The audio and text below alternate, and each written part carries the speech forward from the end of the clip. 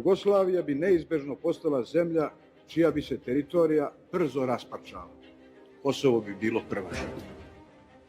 Njegov sadašnji status bi se proglasio za legalan i definitivan. Što se Crne Gore tiče, njena sudbina bi bila prepuštena mafiji, čija bi pravila igre građani trebalo dobro da znaju.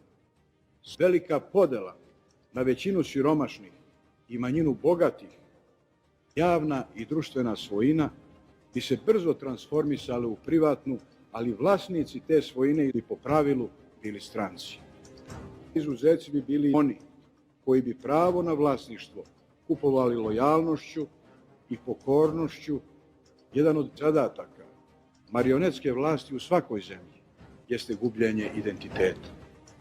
Zemlje kojima se komanduje s polja se brzo rastaju sa svojom istorijom, sa svojom prošlošću, sa svojom tradicijom, sa svojim nacionalnim simbolima, sa svojim navikama i sa sopstvenim književnim jezikom. Nemilosrdna selekcija nacionalnog identiteta svela bi ga na nešto nacionalnih jela, po neku pesmu i kolo, imena nacionalnih heroja nadenuta prehrambenim proizvodima i kozmetičkim sredstvima.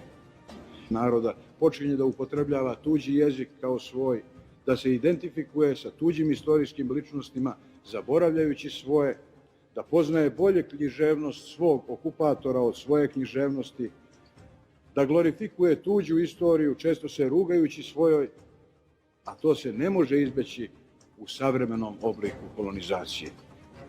Tortura nad mišljenjem, najdosledniji oblik torture u zemlji koja je izgubila slobodu. Manifestovanje volje je dopušteno samo u vidu farse. Moja je želja da se u moja upozorenja ne uvere kasno.